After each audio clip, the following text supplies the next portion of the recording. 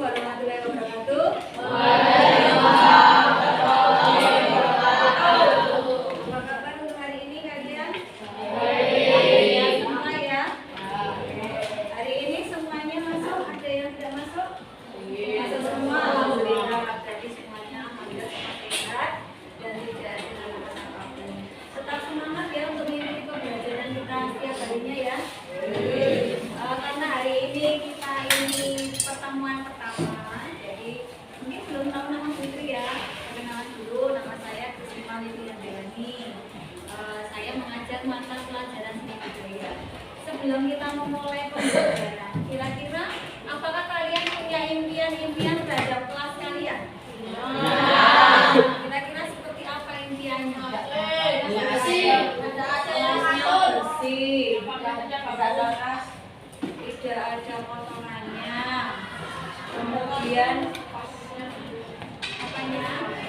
fasilitasnya bagus, kemudian teman-temannya ramah-ramah, ya kan, temannya tidak membuli dan lain sebagainya. Sebelum kita mulai pada KBN kita selanjutnya, untuk pertemuan pertama kali ini, marilah kalian menuliskan. Jadi nanti ada dua, yaitu tuliskan kelas impianmu kalian dulu. Nanti saya beri kertas post-it ini satu-satu. Silakan dituliskan. Kalau sudah selesai nanti ditempel di papan tulis sebelah sini, gitu ya. Nanti silakan ditulis apa yang seperti apa yang kamu impikan. Tetapi kalau memimpikannya jangan yang terlalu mulu-mulu yang tidak bisa ada biayanya, gitu ya. Oke, terima kasih. Ini saya bisa dibantu untuk membagikan. Sekretarisnya mana? Bisa dibagikan satu-satu.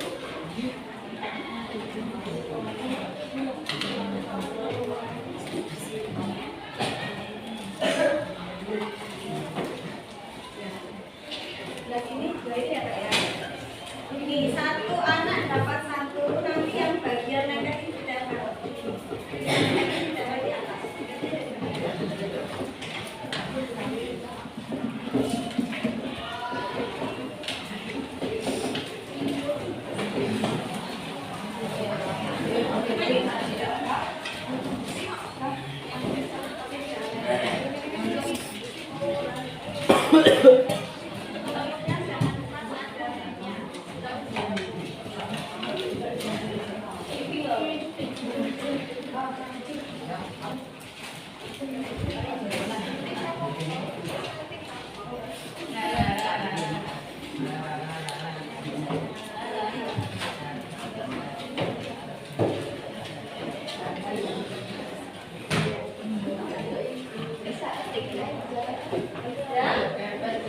Saya beri waktu 5 menit. Coba tuliskan satu saja kelas impianmu seperti apa.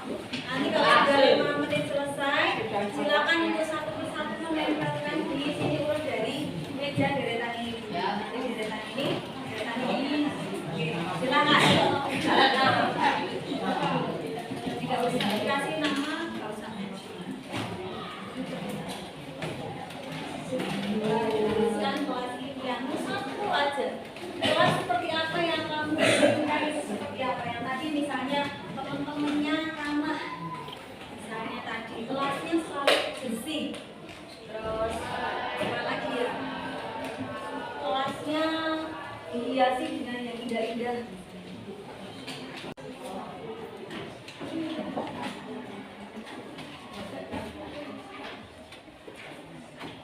Dan itu tidak usah yang susah, seadanya aja yang kamu pengennya apa sih, itu keinginanmu ya.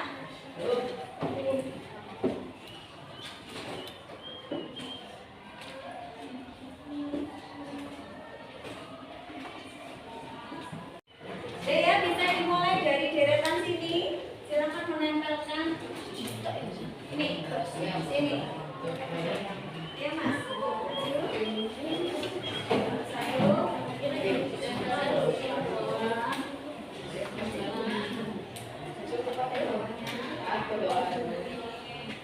Bawahnya lagi, ayo belakangnya.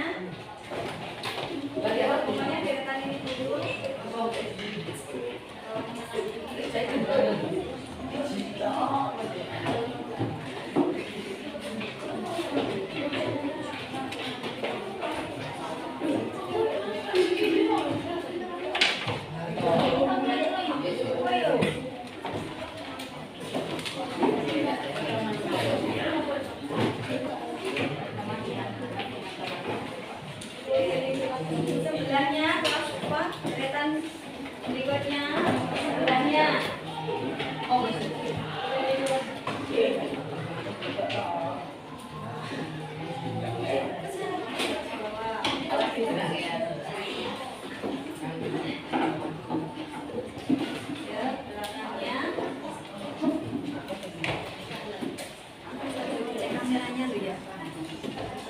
di jalan.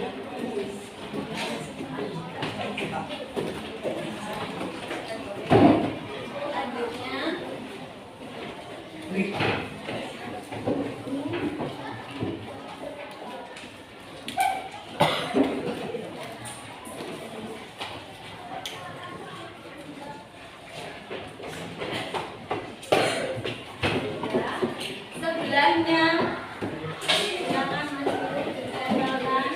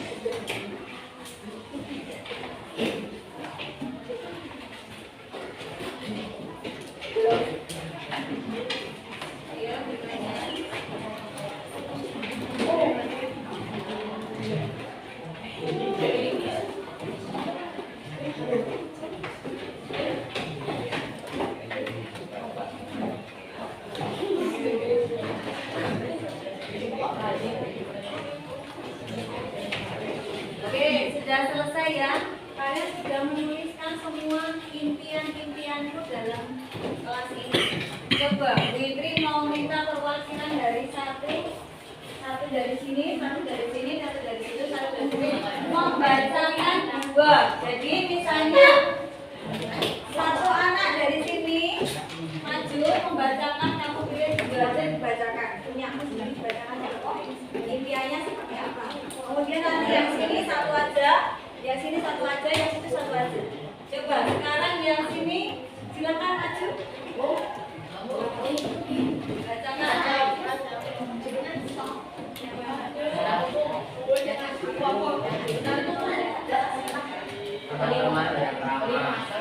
Teman yang ramah, memimpikan teman yang ramah dan fasilitasnya bagus dan nyaman. Oke, teman yang ramah, fasilitas bagus dan nyaman. Terus yang dari sini silakan satu anak. Boleh. Kali ini bacakan dua.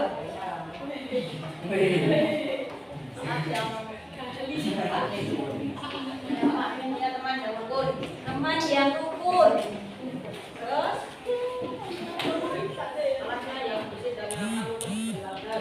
kelasnya bersih dan nyaman untuk belajar. Oke, yang sebelah sini silakan satu.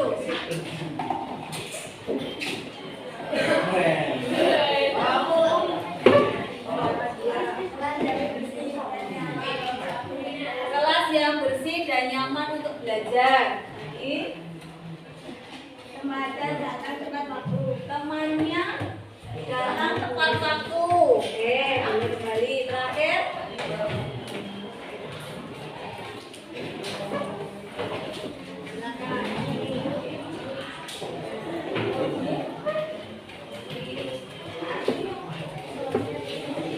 Kelasnya bersih dan nyaman.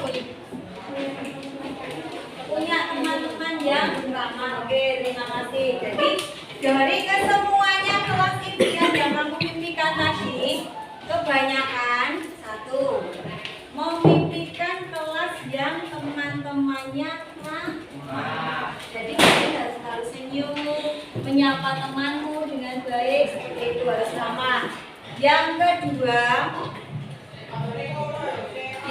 kedua, kebanyakan bermimpi kelasnya itu bersih dan nyaman dengan fasilitas yang lengkap. Jadi dua impian ini kira-kira Bisa nggak diwujudkan oleh kalian? Caranya bagaimana? Dimulai dari dirinya sendiri, selalu bersikap ramah kepada temannya, kemudian menjaga kelasnya selalu tertata dengan baik dan bersih, gitu ya. Oke, tadi kelas ini sudah kalian tuliskan semua.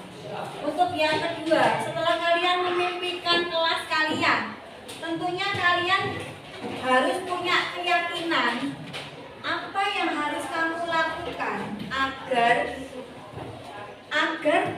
impian-impianmu itu dapat terlaksana, ya kan? Nek temannya harus datang tepat waktu, berarti keyakinan yang harus kita buat apa contohnya? Datang ke sekolah tepat waktu. Terus kalau impiannya tadi teman-temannya ramah-ramah, berarti keyakinan kelasnya apa? Menyapa temannya dengan ramah, gitu ya. Oke, sudah paham ya?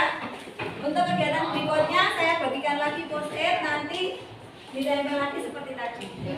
Yang jatuh tidak usah dirokan, nanti tak perhatikan. Gitu ya. Saya bagikan lagi, bisa dibantu lagi siapa untuk membagikan?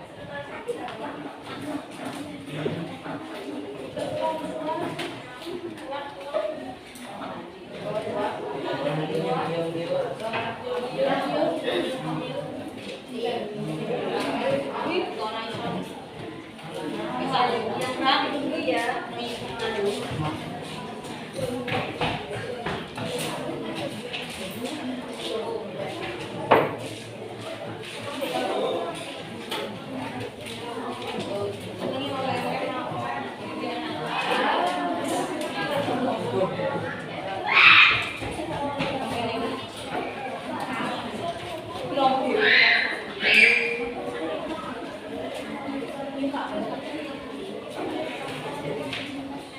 Oke, silakan saya beri waktu 5 menit untuk kalian bisa menuliskan keyakinan kelas. Keyakinan kelas seperti apa? Halo. Keyakinan kelas seperti apa yang bisa kamu mulai dari dirimu sendiri agar impianmu tadi terlaksana. Nanti setelah selesai kita urutkan dari sebelah sini gantian. Nanti menempelkan kita urut seperti tadi. Ya, silakan waktunya 5 menit dari sekarang.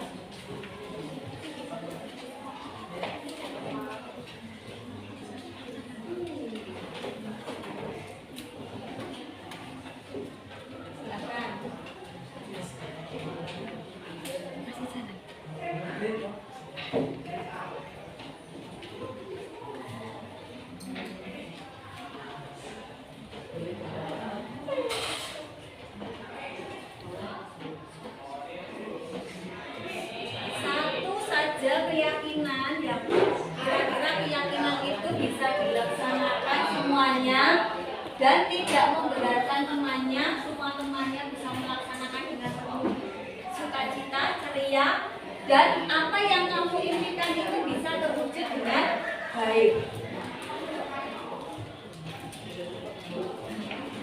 Sudah? Yang sebelah sini sudah? Kalau sudah silakan kalau mau didalam sebelah sini.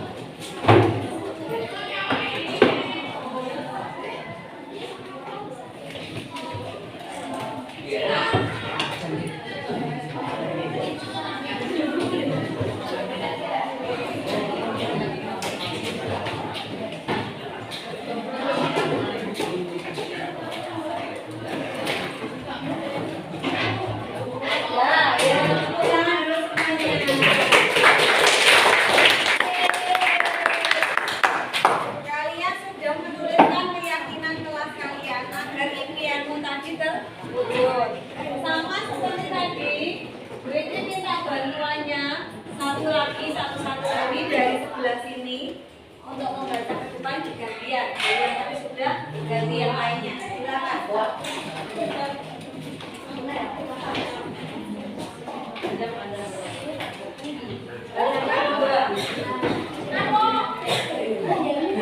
Yang lainnya akan didengarkan.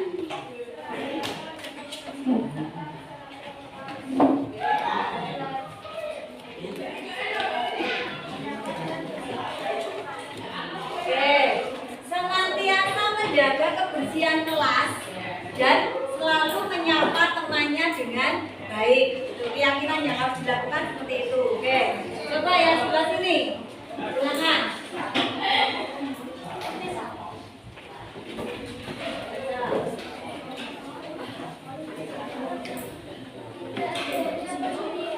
Tidak adanya pembulian. Tidak boleh tidur di kelas saat pelajaran. Tidak. Boleh tidur di kelas saat pelajaran. Tidak tidur di kelas saat pelajaran. Oke, terima kasih.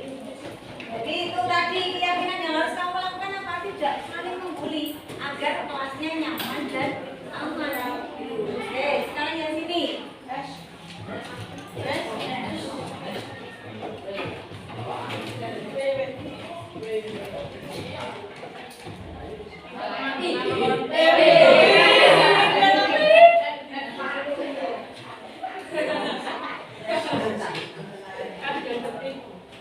Pembayaran kas yang tertib. Kalau pembayaran kas yang tertib nanti insya Allah uangnya bisa untuk menjaga kenyamanan, misalnya diberikan kipas angin. Nah, gitu ya. Oke. Terakhir yang sini.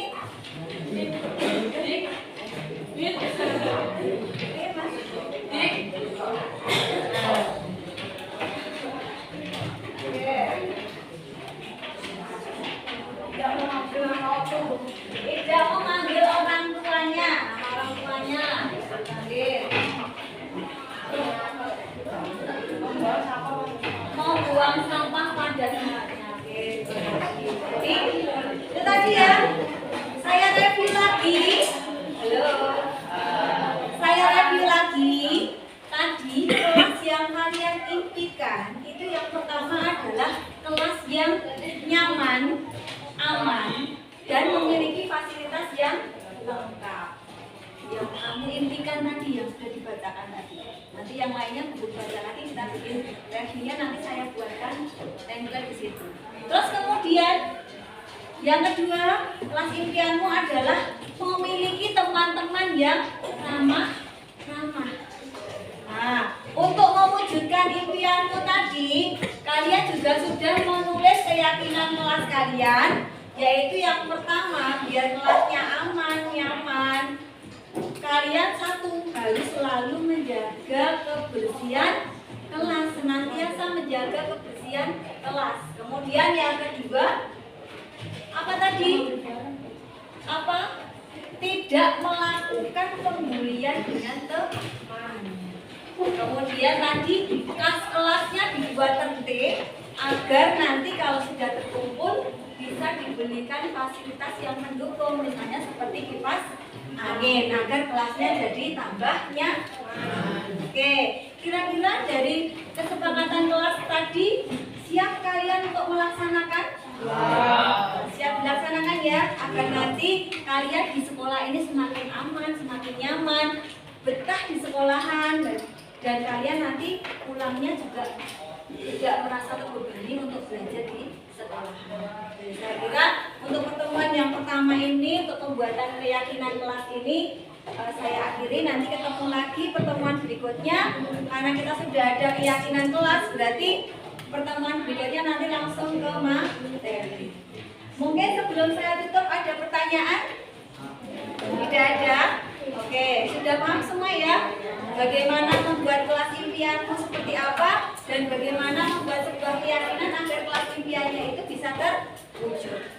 Nanti sama-sama berkomitmen. Ini tadi kita membuat komitmen. Karena sudah selesai waktunya untuk pembuatan kesepakatan kelas ini, saya akhiri dulu. Selamat siang. Assalamualaikum warahmatullahi wabarakatuh.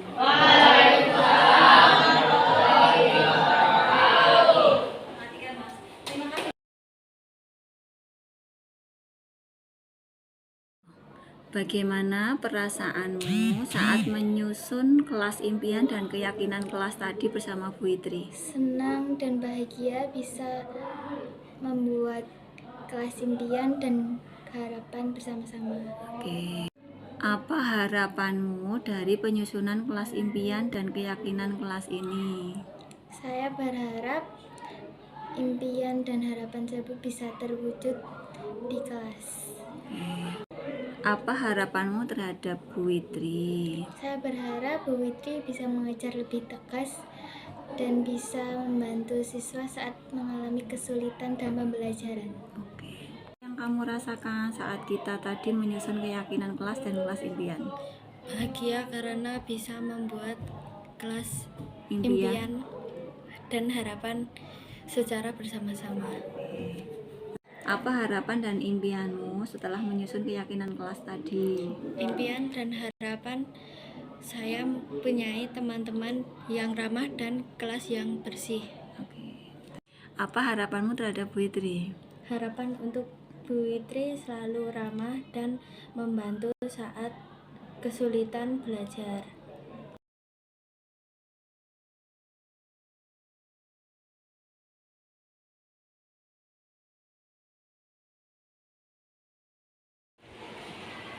Selamat siang, Assalamualaikum warahmatullahi wabarakatuh. Yang saya hormati Bapak Kepala SMP Negeri 3 Tasikmalaya, Bapak Dr. Andes Muhammad Abadi, MPD, dan juga rekan-rekan guru yang saya sayangi dan saya banggakan. Pertama-tama, marilah kita panjatkan puji dan syukur kehadirat Allah Subhanahu wa Ta'ala, karena atas limpahan rahmat dan karunia-Nya sehingga kita masih diberikan kesempatan di siang hari ini di Aula SMP Negeri 3 Tasikmalaya dalam keadaan sehat untuk mengikuti kegiatan diseminasi budaya positif SMP Negeri 3 Tasikmalaya oleh saya sendiri, yaitu Risma Witri Handayani, CGP Angkatan 11, dengan mengambil tema mari wujudkan sekolah yang aman dan nyaman dengan membiasakan budaya-budaya positif. Untuk menyingkat waktu, mungkin sebelum kita mulai untuk kegiatan diseminasi ini, ada sedikit sepatah dua patah kata untuk sambutan dari Bapak Kepala Sekolah. Waktu dan tempat kami persilakan. Terima kasih. Assalamualaikum warahmatullahi wabarakatuh. Yang saya hormati Bu Trisina Witri Handayani, CGP 11, alhamdulillah. Bapak Ibu guru, teman sejawat saya, biasa pendidikan sesuatu yang luar biasa. Pertama adalah kita syukuri bahwa sekolah kita ini senantiasa ada inovasi, ada suatu perubahan-perubahan dari panjenengan semuanya. Dan tentunya hari ini ada hari yang berbahagia. Kita menginjak pada sesi di mana CGP ini berkewajiban untuk menularkan diseminasi kepada kita semuanya, kepada teman-teman kita di seluruh Tasikmalaya secara menyeluruh sebetulnya, Tapi nanti kami harapkan yang ada di sini kita semuanya bisa menguangkan pada teman-teman kita yang mungkin perlu kita tulari. Dan saya yakin bahwa dari kegiatan semacam ini saya lihat semakin hari semakin bergairah untuk maju dan berkembang. Tentunya kita syukuri yang luar biasa. Bapak Ibu, diseminasi ini adalah suatu kegiatan yang direncanakan, penyebaran inovasi atau mungkin semacam ide-ide baru yang direncanakan, yang kemudian juga diarahkan dan dilaksanakan. Jadi nanti ketika ada suatu bentuk kegiatan yang merupakan suatu bentuk ajakan untuk sekolah kita menjadi sekolah yang aman dan nyaman, adalah harapan kita semuanya, aman untuk siswa secara fisik maupun secara psikologis, nyaman untuk siswa baik secara fisik maupun juga terhadap bapak ibu semuanya. Karena kita ini di sekolah kan dari pagi jam 7 sampai jam setengah 4, jadi sudah cukup lama, jadi tempat yang nyaman, aman, sehingga menyenangkan. Pembelajaran sekarang memang diharapkan anak-anak ini merasa aman dan menyenangkan dan senang belajar di tempat sekolah kita ini.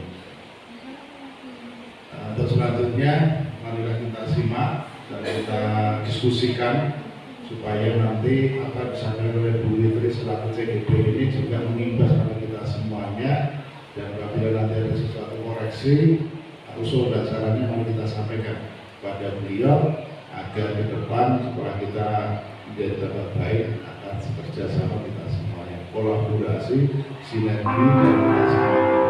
Itu sinergi dan kolaborasi, tidak perorangan, tidak orang itu mencapai lelah, emosi, berkolaborasi, bersinergi agar perkembangan kemajuan sekolah kita ini semakin maju dan berkembang, dan tentunya nanti menjadi harapan masyarakat sekitar menjadi sekolah rujukan utama masyarakat sekitar Tasimatu, bahwa sebelum pendidikan Tasimatu ini adalah sekolah yang sangat layak menjadi rujukan utama untuk menyekolahkan anak-anaknya, putra-putrinya pada jenjang SMP. Terima kasih. Assalamualaikum warahmatullahi wabarakatuh. Terima kasih untuk sambutan dari Bapak Kepala Sekolah yang senantiasa memberi semangat untuk kegiatan-kegiatan dari pelaksanaan CGP. Terima kasih Bapak, dan semoga nanti kedepannya ada CGP-CGP lain di SMP kita. Untuk menyingkat waktu, marilah kita mulai untuk kegiatan diseminasi ini.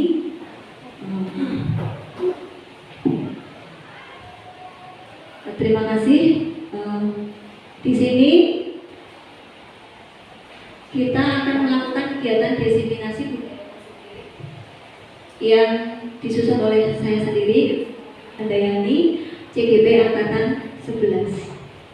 Sebelum kita mulai, mari kita senam arang samsam. Gue berdiri dulu semua.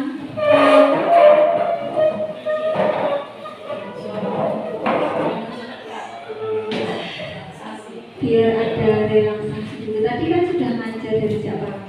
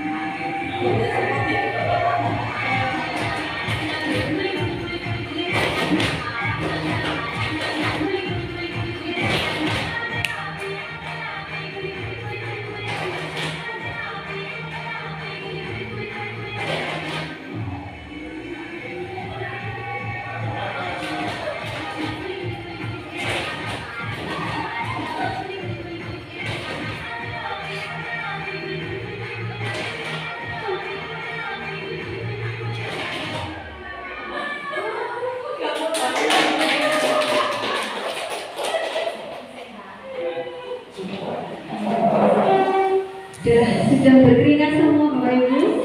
Ya tadinya capek, makin tambah capek ya. Oke, kita lanjutkan ya. Dimulai budaya positif ya. Budaya positif itu adalah nilai, keyakinan, dan kebiasaan di sekolah yang berpihak pada murid agar murid dapat berkembang menjadi pribadi yang kritis, penuh hormat, dan bertanggung jawab. Jadi budaya positif itu bukan kita harus menuntut anak kayak disiplin yang bagaimana gitu, enggak. Ini hanya kebiasaan-kebiasaan yang mengarahkan mereka menuju pada kegiatan yang positif. Kuncinya di mana Bapak Ibu? Kuncinya ada bagaimana kehebatan guru sebagai penuntun siswa dalam mengembangkan watak dan karakter murid. Guru itu hanya mengontrol dan mereka mengontrol dan menuntun mereka menjadi lebih baik tanpa mengubah kodrat yang mereka miliki. Setiap ini kodratnya masing-masing. Kita hanya tinggal menuntun, mengarahkan, dan itu sebagai kuncinya. Budaya positif dilakukan dengan cara melakukan hal-hal yang bersifat positif, berpikiran positif, berhati positif, dan bersikap positif. Konsep dari budaya positif itu ada beberapa hal. Ada yang itu disiplin positif, ada nilai-nilai kebajikan, kemudian ada motivasi perilaku manusia, ada keyakinan sekolah, ada kebutuhan dasar manusia, ada posisi kontrol atau restitusi, kemudian ada segitiga restitusi. Jadi kesemuanya ini saling berkaitan dan saling berhubungan dalam menciptakan budaya positif. Yang pertama yaitu disiplin positif. Disiplin positif merupakan suatu cara penerapan disiplin yang mengajarkan anak bertanggung jawab dan menumbuhkan kesadaran diri berdasarkan nilai-nilai kebajikan. Jadi nanti ada nilai-nilai kebajikan yang harus ditanamkan kepada siswa kita. Disiplin positif lebih ke arah disiplin diri yang dapat mengontrol diri. Jadi biar anak itu bisa mengontrol dirinya sendiri, bukan kita yang mengontrol, tetapi bagaimana caranya mengarahkan siswa itu bisa mengontrol dirinya sendiri. Kemudian murid memahami dan menyadari berdasarkan motivasi internal. Jadi motivasi itu ada motivasi internal dan motivasi eksternal. Kalau internal itu dari mana Bapak Ibu? Dari dalam dirinya. Kalau eksternal dari luar. Kalau kira-kira menurut panjenengan yang motivasi eksternal itu seperti apa? Itu nanti kita masuk ke materi berikutnya. Sebelum kita masuk ke situ, barangkali yang membuat anak menjadi termotivasi tapi motivasinya dari eksternal. Kira-kira apa? Ujian, kemudian pemberian hadiah, dengan kita memberikan hukuman, sanksi, tetapi itu bisa kita alihkan menjadi konsekuensi. Nilai kebajikan universal yang harus diberikan itu banyak sekali. Yang pertama dari nilai-nilai dalam P5. P5 itu kan ada beriman, bertakwa kepada Tuhan Yang Maha Esa, dan berakhlak mulia, mandiri, bernarsistis, berkebinekaan global, bergotong royong, dan kreatif. Inilah yang harus kita tanamkan kepada siswa-siswa kita. Kemudian menurut Ibu Primary Year Program PE, sikap murid itu ada toleransi, rasa hormat, integritas, mandiri, menghargai, antusias, empati, keingintahuan, kreativitas, kerjasama, percaya diri, komitmen. Nah, nilai-nilai kebajikan inilah yang harus kita tuju dari adanya pelaksanaan budaya positif yang dimulai agar anak itu dari motivasi secara internal atau dari dalam dirinya. Nah, kalau yang bawah ini dari The Seven Essential Virtues itu ada empati, kontrol diri, rasa hormat, dan masih banyak lagi. Ini kemarin hanya saya ketiga, dan masih banyak nilai-nilai kebajikan yang bisa kita terapkan pada siswa kita. Nah, ini tadi kita masuk ke motivasi perilaku. Motivasi yang pertama itu adalah menghindari ketidaknyamanan atau hukuman, di mana individu bertindak untuk mencegah masalah yang mungkin berdampak secara fisik, psikologis, atau emosional jika mereka tidak bertindak. Jadi inilah yang dinamakan motivasi yang mengarah pada motivasi dari eksternal. Yang nomor 2 ini mencari imbalan. Kalau kamu bisa selalu datang tepat waktu, nanti Bu Witri kasih uang. Selama seminggu kamu bisa masuk pagi terus, nanti kasih uang misalnya. Nah, dengan harapan imbalan inilah berarti dia mendapatkan motivasi dari eksternal. Kemudian yang motivasi ketiga itu adalah menjadi orang yang mereka inginkan dan menghargai diri sendiri berdasarkan keyakinannya. Motivasi internal ini mengarah pada disiplin positif. Memahami motivasi ini dapat membantu kita memahami mengapa orang melakukan apa yang mereka lakukan. Kalau menurut panjenengan, motivasi internal dan motivasi eksternal itu hasilnya akan lebih kelihatan dan lebih lama yang mana dari kedua motivasi itu?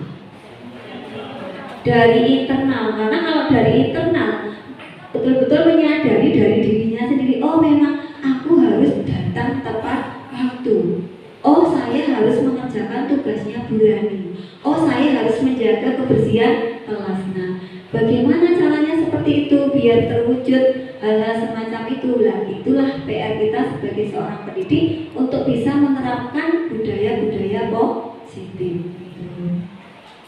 Mungkin sebelum kita lanjutkan ada yang mau bertanya dulu, mungkin masih ada yang mengganjal gitu. Tidak ya, langsung aja ya. Ini keyakinan kelas. Nah, biasanya seorang siswa itu di kelas itu punyakah impian? Bapak Ibu guru, mereka apakah punya impian saat mereka datang ke SMP ini? Punya. Terus setelah dia kelas, apakah dia juga punya impian tentang kelasnya?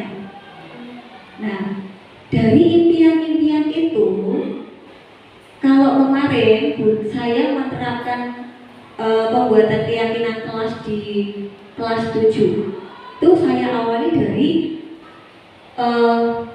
pembuatan tentang kelas impian. Jadi kelas seperti apa yang mereka impikan, mereka menulis satu-satu kelas seperti apa yang mereka impikan. Baru setelah memimpikan kelas itu, kita arahkan untuk mereka membuat sebuah keyakinan kelas. Jadi fungsinya keyakinan kelas ini untuk apa Bapak Ibu?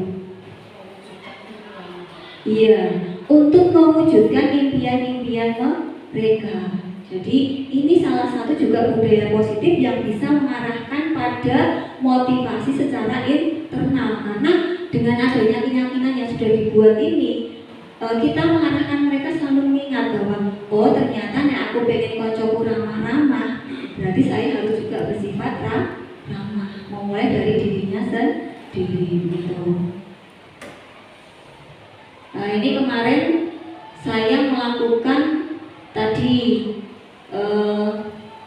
desiminasi budaya positif, yaitu pembuatan keyakinan kelas di kelas 7A. Jadi di dalam sini kemarin saya tanya, kelas apa yang kamu mimpikan? Ada yang berbukti bahwa kelasnya itu memiliki teman-teman yang ramah. Kemudian di kelasnya itu tidak terjadi pembulian. Kemudian di kelasnya itu selalu bersih. Di kelasnya itu nyaman. Nah, mereka memimpikan kelas-kelas seperti itu. Nah, dengan cara kita membuat ini, mau saya nyalakan tapi videonya lama banget.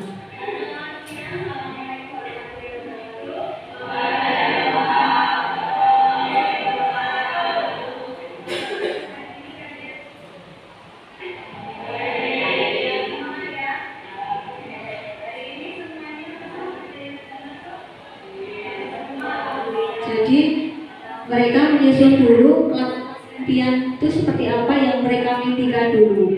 Setelah kita kemas impian, baru kita bimbing mereka untuk membentuk keyakinan kelas. Karena keyakinan kelas itu dimulai dari adanya sebuah impian. Untuk mewujudkan impian itu, makanya dibentuklah sebuah keyakinan. Biasanya ini dilakukan di awal pelajaran itu. Jadi karena ini videonya lama, apa saya lewati aja ya Bapak Ibu. Nanti kalau mau lihat bisa ya. Oke. Nah sekarang untuk kebutuhan dasar manusia. Nih. Tadi kan ada beberapa, satunya budaya positif, yang kedua tadi apa Bapak Ibu? Kayak motivasi diri, motivasi perilaku, yang ketiga keyakinan kelas, yang keempat adalah kebutuhan dasar manusia. Jadi penjenengan untuk menerapkan budaya positif harus paham dulu kebutuhan dasar manusia itu. Setiap manusia itu punya kebutuhan dasar. Di sini ada 5, 1, 2, 3, 4, 5. Kebutuhannya apa saja? Yang pertama bertahan hidup. Artinya tempat tinggal, kesehatan dan lain sebagainya, makanan yang berhubungan dengan kebutuhan hidup. Kemudian yang kedua, kebutuhan cinta dan kasih sayang. Cinta dan kasih sayang. Dicintai enggak? Ada yang tidak ingin dicintai dan disayangi? Ada? Ada. Pasti semua ingin dicintai dan disayangi kan? Ya, itu merupakan kebutuhan dasar orang manusia. Begitu juga dengan murid kita, itu juga pengen dicintai dan disayangi. Tuh. Terus kemudian kebutuhan yang ketiga adalah kekuasaan. Jangan pengen punya kekuasaan. Kekuasaan bukan berarti jadi pejabat dan lain sebagainya. Kalau penjenengan pengen diakui sebagai guru SMP 3 SMA itu kan juga kebutuhan kekuasaan. Ya. Kemudian yang berikutnya adalah kebutuhan kebebasan. Misalnya 1 minggu jenengan terus kok libur, bosan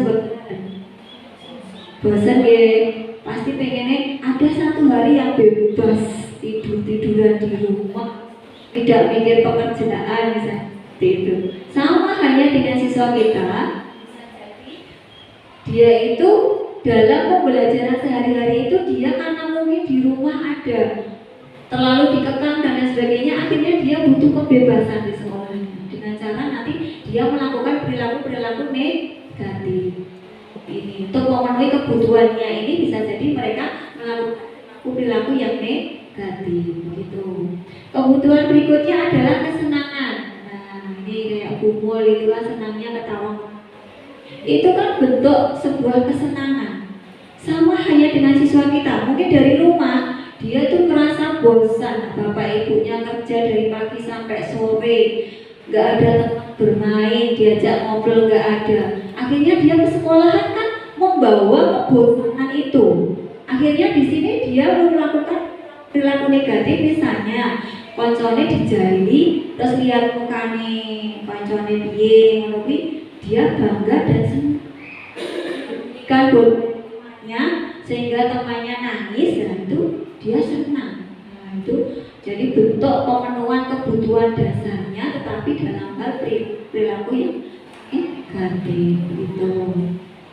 Kemudian nih selanjutnya ada kasus kan bisa berpendapat. Itu di kasusnya Ibu Zulaika, guru wali kelas sedang menghadapi ulah salah satu murid di kelasnya, Tommy namanya. Beberapa anak telah mengeluhkan Tommy yang sering kali meminta bekal makan siang mereka dengan paksa. Jika Anda menghadapi situasi seperti Ibu Zulaika, apa yang akan Anda lakukan? Menurut Anda kira-kira apa melakukan hal tersebut?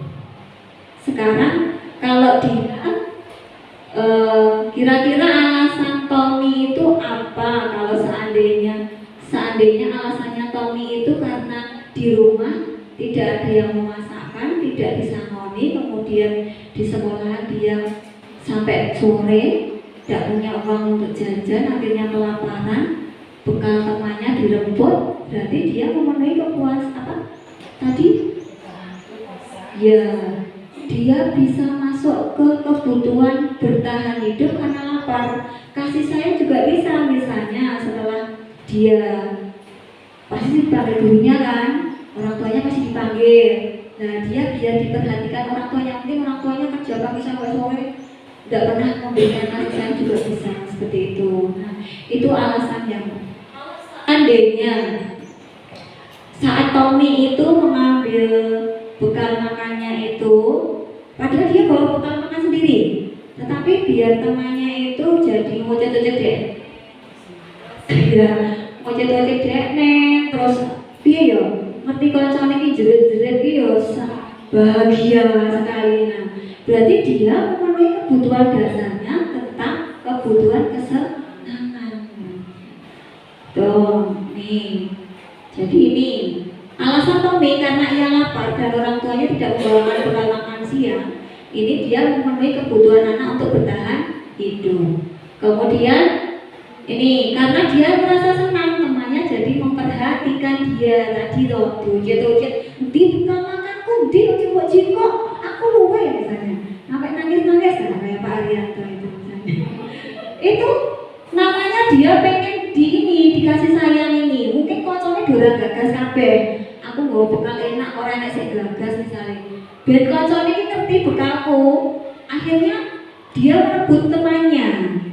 Alahnya balik wong bekalku enak misalnya kayak gitu. Jadi ada alasan-alasan khusus kenapa murid-murid kita itu melakukan sesuatu hal yang menurut kita dalam tanda kutip ada sesuatu yang berbeda. Gitu.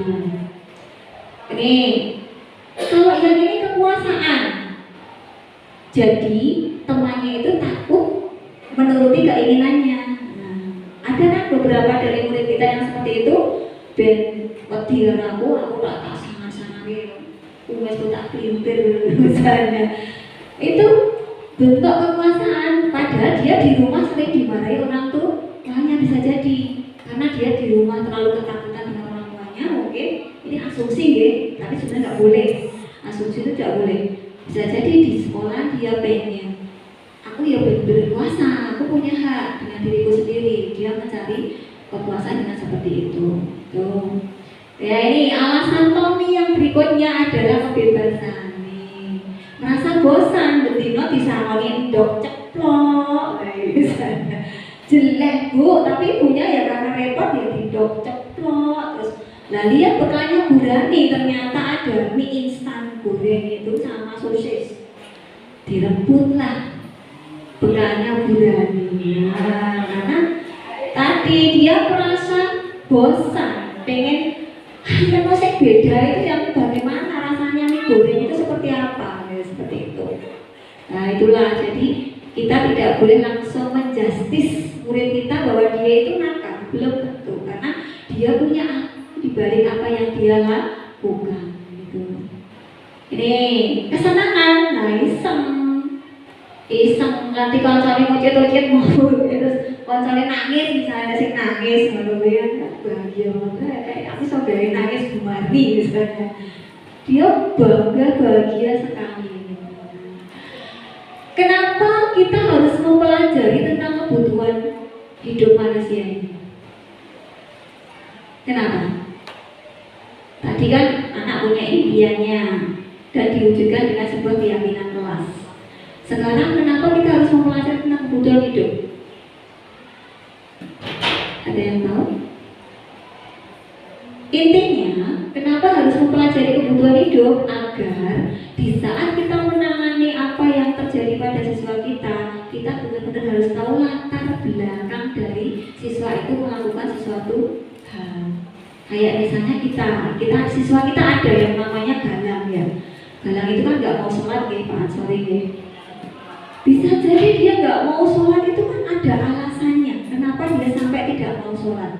Bisa jadi mungkin dulu waktu kalau info dari orang tuanya sejak ditinggal ibunya. Jadi kan cerai ibunya kerja di luar Jawa, kemudian sekarang sama ibu sambung. Nah setelah ganti ibu itu dia mulai tidak mau melakukan aktivitas apapun. Tetapi alhamdulillah kemarin sudah ada komunikasi dan mulai minggu ini absen sholatnya sudah cetak semua. Jadi semuanya harus kita tahu dulu latar belakang. Kemudian kita arahkan biar ada motivasi secara internal. Kalau galang itu masih motivasi secara eksternal. Jadi belum masuk ke motivasi internal. Iya. Biar nanti secara berjalannya waktu akan menjadi motivasi secara internal. Gitu. Nih, posisi kontrol. Nah, ini. Jadi seorang guru itu biasanya punya posisi kontrol. Saat panjenengan di sekolah itu dengan siswa itu punya posisi kontrol. Ini ada 5 sebagai penghukum. Saya banget ini. Kemudian pembuat rasa bersalah, teman, terus apa itu pemantau, manajer. Penghukum bagaimana? Biasanya kalau penghukum itu kalimatnya pasti nada tinggi. Kamu, misalnya ya. Terus dengan memberikan banyak sanksi-sanksi yang tidak sesuai sanksinya. Misalnya dia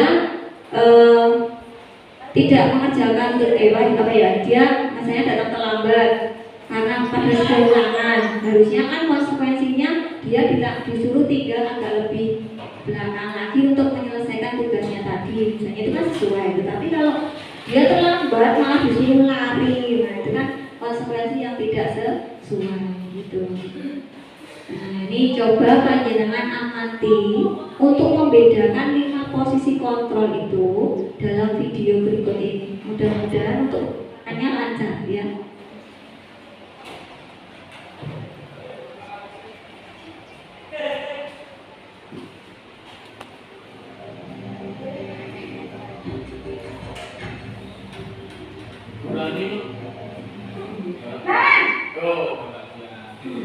Sini kamu.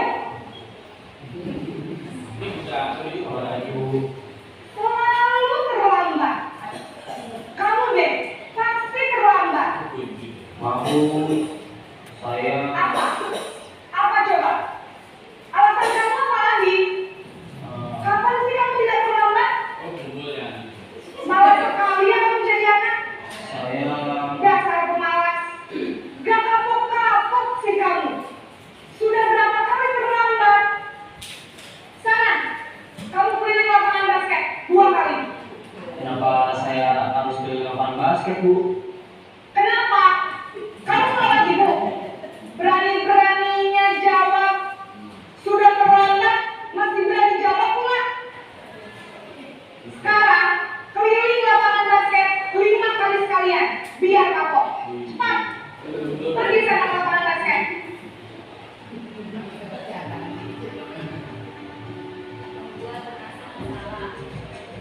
Sekarang posisi kontrol sebagai pembuat rasa bersalah. Biasanya kalimatnya lembut dan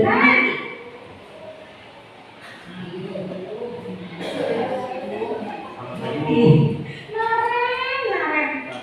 Kamu kenapa terlambat lagi, nak? Ya Tuhan, Naren. Kamu senang ya bikin ibu susah ya? Kalau kamu terlambat lagi, nanti ibu yang ditegur sama kepala sekolah, nak. Disangka ibu tidak bisa membina kamu. Duh, gimana ini? Maaf, Bu. Duh, Gusti Naren. Kamu suka ya kalau ibu tegur bapak kepala sekolah? Terus, sekarang ibu harus tulis apa ini buku absen? Ini kamu sudah sering terlambat loh. Ibu harus apa coba? Maaf, Bu. Maaf sekali. Ya sudah, lain kali jangan bikin ibu susah lagi ya nak ya. Ibu tidak akan kuat lagi kalau mau begini terus. Bisa jantung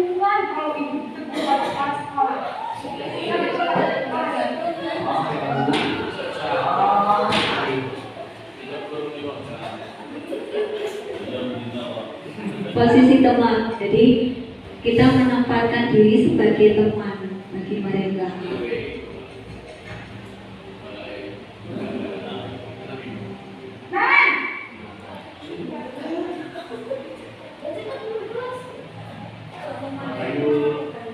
Wah, sudah jam berapa ini, Nak? Terlambat lagi ya saya. Iya Bu, habis ibu saya rumah bangga saya Bu. Kamu malah menyalahkan ibu kamu. Kamu bukannya anak yang larinya paling kencang. Kok terlambat sih? Iya Bu, saya memang malam bangun tadi. Jadi biarpun saya kencang, tetap beresin ya Bu. Ya sudah sana. Nanti lain kali larinya lebih kencang lagi ya. Biar gak terlambat lagi. Bikin seneng ibu. Demi ibu. Bisa kan? Bisa lah Bu. Ya sudah sana sekolah. Sudah bisa kerja. Kamu ini ada dasar aja. Ini posisi pemantau atau monitor. Biasanya hanya mengingatkan tentang peraturan-peraturan kelasnya saja.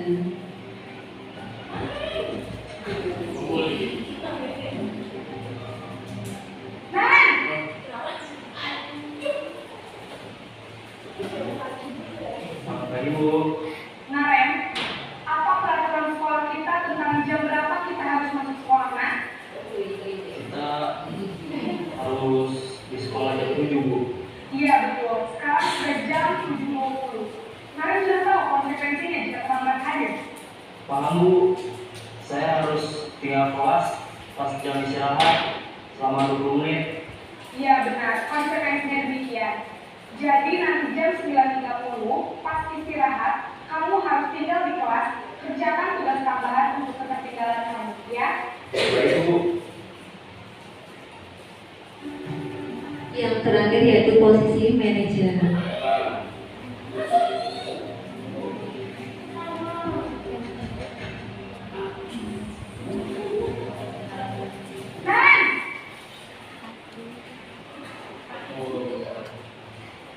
Selamat pagi Bu. Selamat pagi, Naren. Maaf Bu, saya terlambat. Iya, sekolah masuknya jam 7, sekarang sudah jam 7.20. Jadi sekarang bagaimana ini, Naren? Maaf Bu, saya lupa soal saya semalam. Baiklah, menurut kamu, keyakinan sekolah yang mana yang perlu kamu tingkatkan? Menghargai diri sendiri dan orang lain mungkin ya Bu.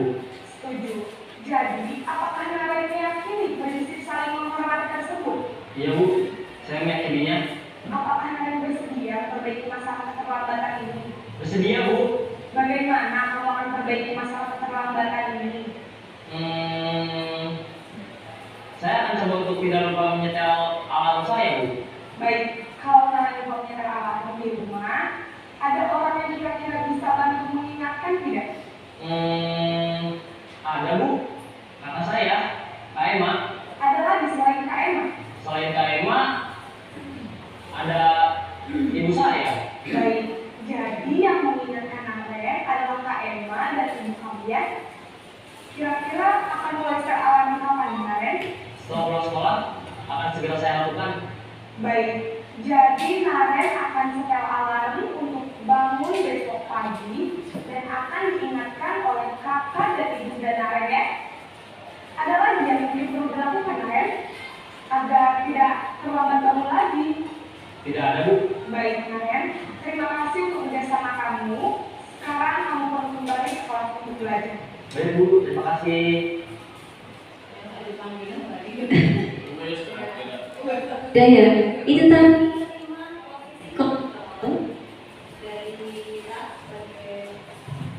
seorang guru. Nah, tadi yang pertama adalah posisi penghukum, yang kedua posisi pembuat rasa bersama, yang ketiga adalah posisinya sebagai teman, yang keempat adalah pemantau, yang kelima adalah manajer. Dari kelima posisi itu tidak ada yang sama. Semuanya bisa dilakukan tergantung bagaimana harapan terakhir panjenengan. Kalau menurut panjenengan, untuk yang kontrol satu, motif kontrol yang satu, itu muncul motivasi itu untuk merubah perilakunya, itu mana? Posisi kontrol 1. Berarti dia motivasinya masih dari motivasi eksternal.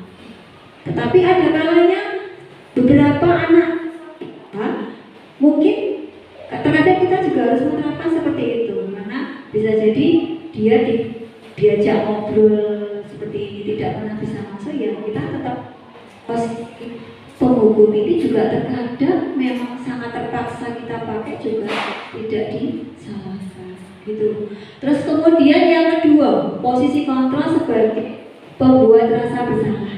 Anak merubah sikapnya itu karena apa? Tadi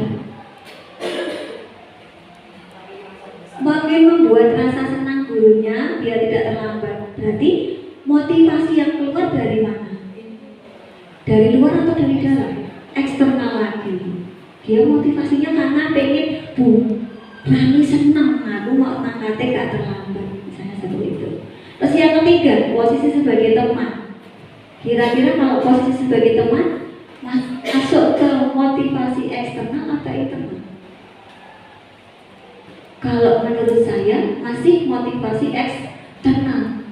Dan kita sebagai guru diharapkan tidak semuanya harus kita posisikan sebagai teman. Kita manajer, bukan teman. Jadi teman ini kita pakai, tetapi jangan terlalu setiap hari kita pakai. Ya, itu. Kemudian yang keempat sebagai pemantau. Kalau pemantau kita diingatkan terus. Kira-kira setiap hari diingatkan, mungkin motivasinya anak akan berubah menjadi apa? Dari mana? Dari internalnya.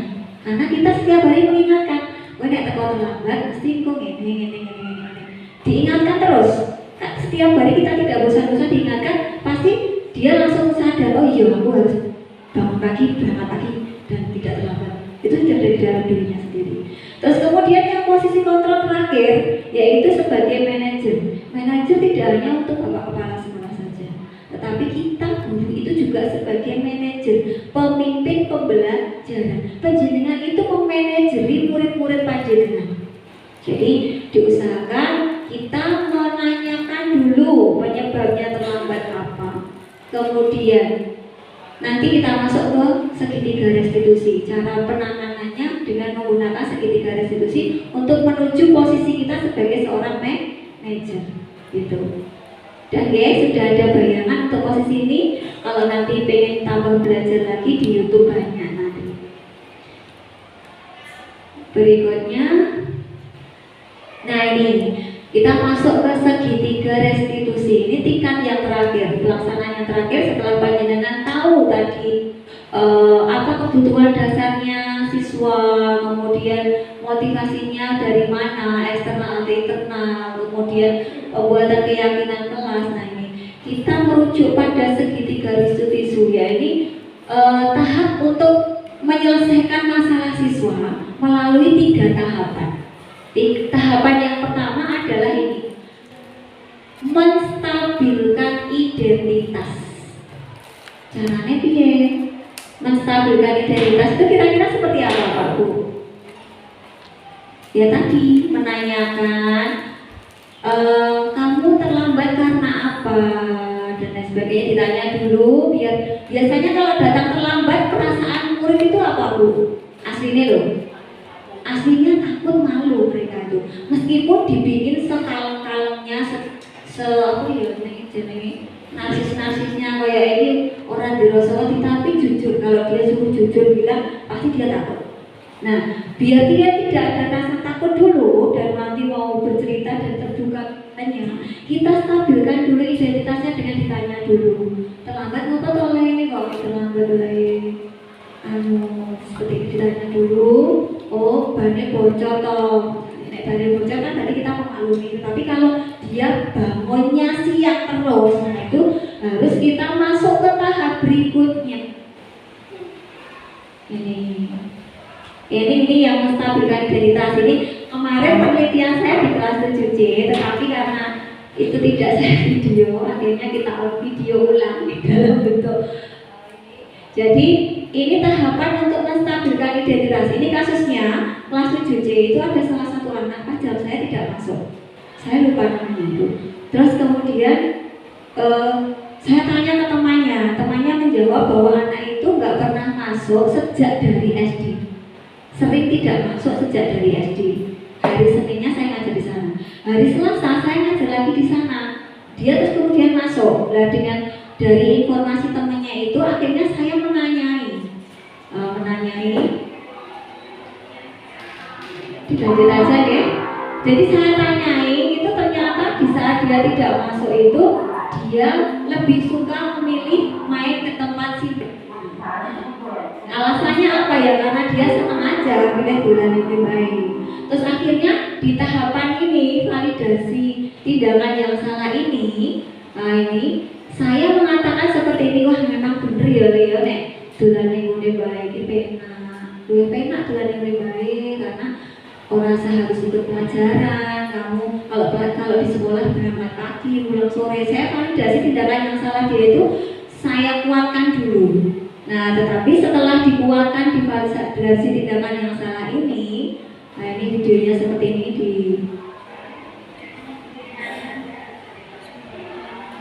ya, seperti itu kalimatnya pokoknya.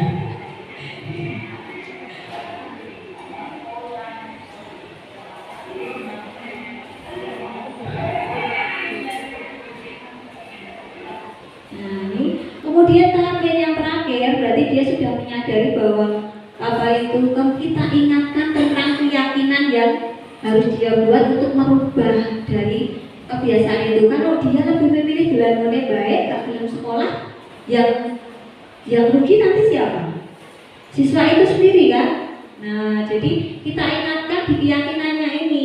Kita ingatkan dengan cara ditanya dulu lah kalau kamu tidak masuk, sering tidak masuk itu nanti konsekuensinya apa Mas? Misalnya diulangkan ke rumahnya orang tua misalnya. Terus kemudian ditanya lagi, lah kira-kira biar kamu tidak terjadi konsekuensi seperti itu bagaimana? Berarti dia harus datang lebih, harus ikut mangkat sekolah seperti itu. Kemudian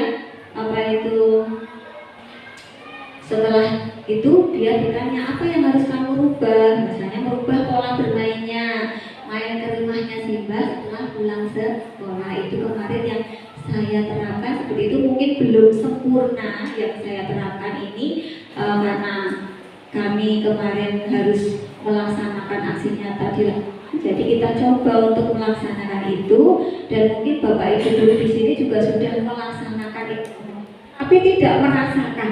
Ya, jadi apa yang panjenengan lakukan kalau sudah seperti ini berarti panjenengan sudah memposisikan diri sebagai seorang manajer atau pemimpin pembelajaran dengan tidak memberikan asumsi kepada siswa kita dari apa yang dia lakukan. Intinya seperti itu. Mungkin ada yang ditanyakan sebelum kita lanjutkan.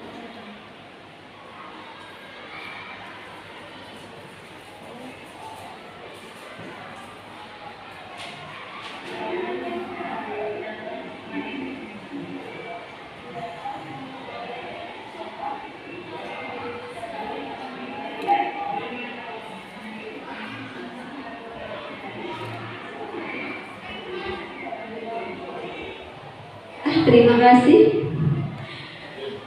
Sudah selesai yang saya sampaikan. Semoga apa yang saya sampaikan kepada teman-teman, Bapak Ibu guru dapat memberikan motivasi.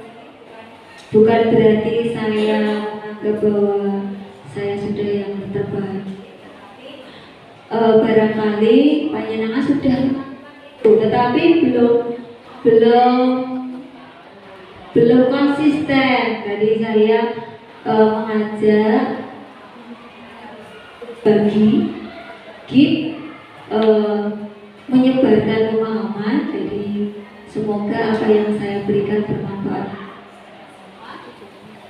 Terima kasih. Mungkin saran atau masukan atau sekarang saya minta satu atau dari kegiatan hari ini, kira-kira apakah desiminasi ini bermanfaat untuk panjenengan, dan kira-kira apa yang akan panjenengan rubah dari apa yang sudah dilihat untuk hari ini? Monggo, bisa.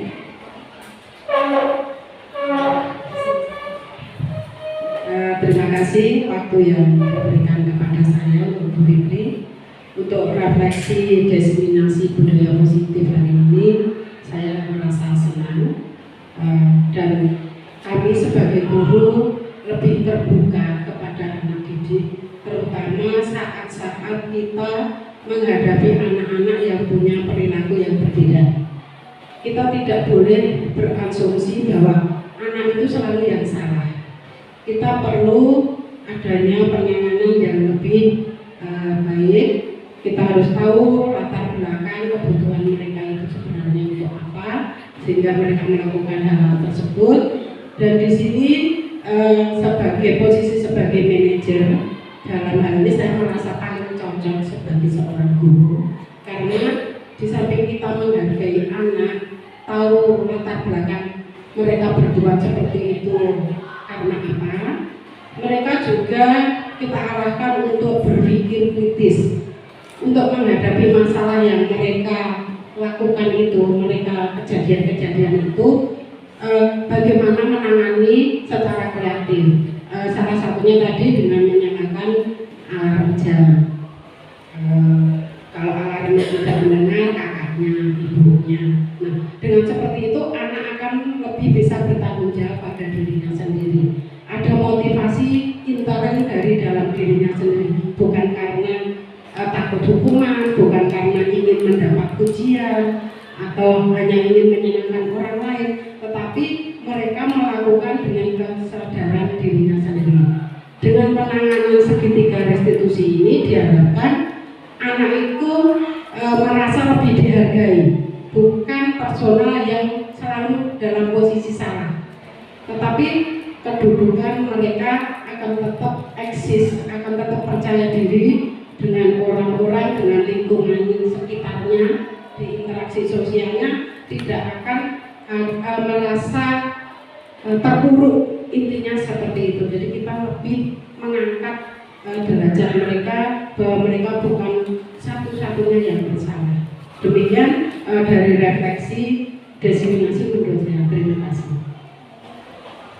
Mungkin satu lagi dari bapak-bapak, Pak Ari.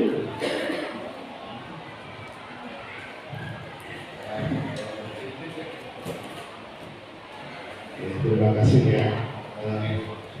Ya, pertama saya ucapkan selamat Bu Fitri dan Bapak Ibu semuanya.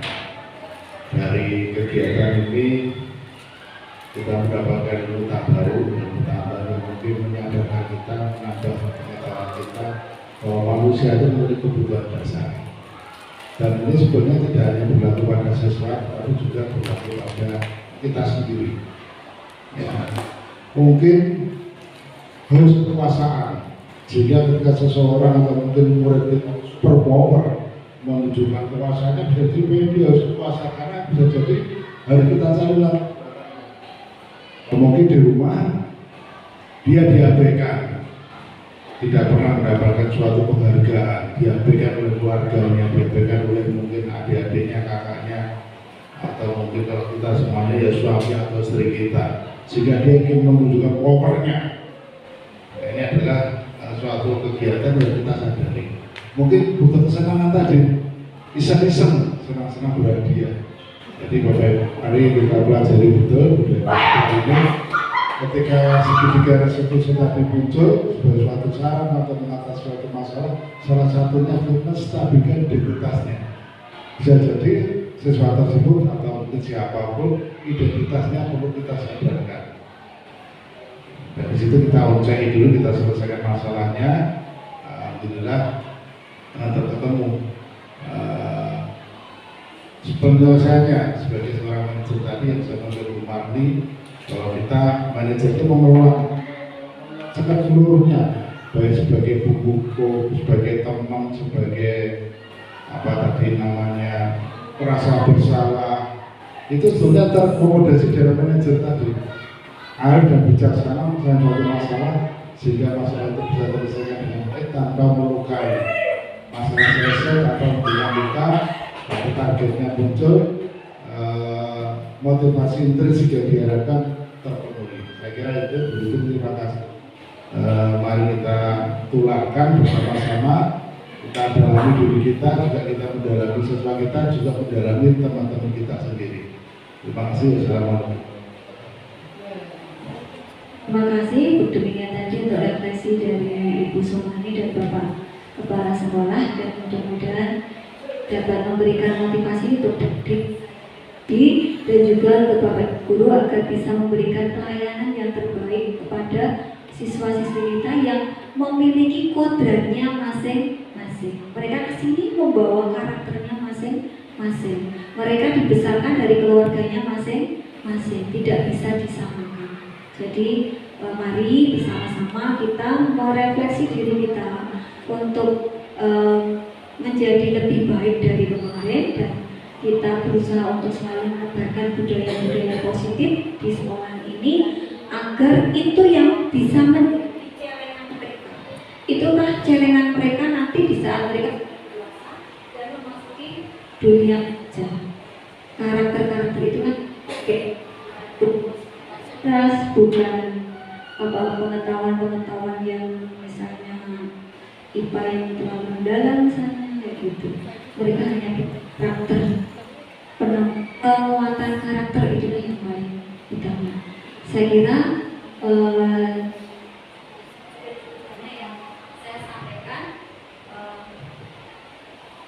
sudah banyak yang sudah saya sampaikan. Saya kira untuk diseminasi pada siang hari ini saya cukupkan, dan apabila saya ada salah kata itu murni dari saya, dan apabila benar itu semata-mata hanya untuk keridhaan Allah Subhanahu wa Ta'ala. Semoga menjadi manfaat untuk itu saja nih Pak Y. Waktu marilah kita pertemuan pada siang hari ini kita tutup dengan membaca hamdalah bersama-sama. Wabillahi taufiq wal hidayah. Wassalamualaikum warahmatullahi wabarakatuh. Refleksi dari JGP sebagai pelaksana kegiatan aksi nyata. Refleksi dari pelaksanaan kegiatan desiminasi budaya positif ini, saya sangat merasa tertantang dalam melakukan kegiatan desiminasi ini.